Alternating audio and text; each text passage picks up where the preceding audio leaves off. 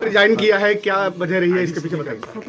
इसमें आप देखेंगे एक अरसे से उत्तर प्रदेश में ब्राह्मण विरोधी अभियान चल रहा है और आपने कई इंसिडेंट देखे होंगे। ब्राह्मण की जेल में डिप्टी जेलर ने पीट के हत्या कर दी।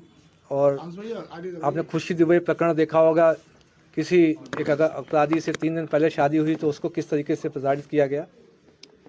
इसी तरीके से जो थाना था उसमें विकलांग की पीट के हत्या कर दी गई। और ऐसे कई अन्य प्रकरण हैं जो समाज के प्रति जो हुए हैं, घटित प्रकरण हुए हैं। इनमें से अभी 2 हफ्ते पूर्व ही जो हमारे मौनी अमावस्या में जो स्नान था,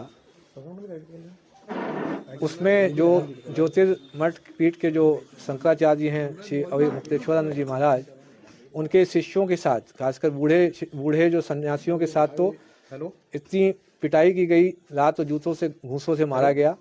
एवं बटुक जो ब्राह्मण थे उनकी चोटी घसीट के, आपने वीडियो देखे होंगे किस तरीके से घसीट के जमीन पर उनको पीटा गया।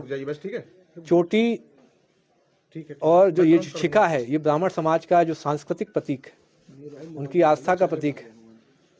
क्या आप ऐसा किसी अन्य धर्म या जाति के साथ आप कर सकते हैं कि उनकी जो मान मर्यादा का हनन किया जाए?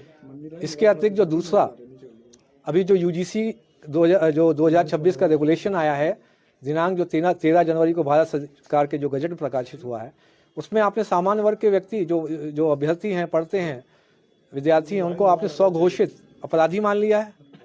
आपका बेटा सामान्य वर्ग का यदि पढ़ने लिखने में अच्छा है तो कोई भी ईर्ष्या से एक आरोप लगा देगा, भेदभाव कर रहे हैं, समता समिति उसका शोषण कर लेगी। इसी तरीके से यदि आपकी बेटी पर किसी को गलत नज़र है, वो एक फर्जी निराधार शिकायत कर सकती है। आपका समता समिति आपकी बेटी का शारीरिक शोषण कर सकती है। क्या आप चाहते हैं कि बेटे बेटियां अब आत्महत्या करेंगे सामान्य वर्ग के? क्या आप चाहते हैं कि इस यूनिवर्सिटी में घुसते ही इतना सामाजिक आपस में भेदभाव हो जाए कि जब यूनिवर्सिटी से ऊपर जब निकलें तो एक दूसरे के दुश्मन बन जाएं?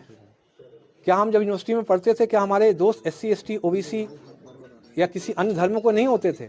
आप एक ऐसी व्यवस्था का निर्माण करके जा रहे हैं जिसमें कि हम लोग एक दूसरे से लड़ेंगे, सरनेम देख के, जाति देख के, उपजाति देख के एक दूसरे से लड़ेंगे, मारेंगे एक दूसरे को।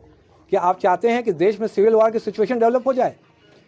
आपसे जो दोनों इश्यूओं में अगर देखेंगे, सामान्य वर्ग इस समय बहुत ही खफा है, आपसे एक तरीके मानसिक रूप से अलग हो चुका है।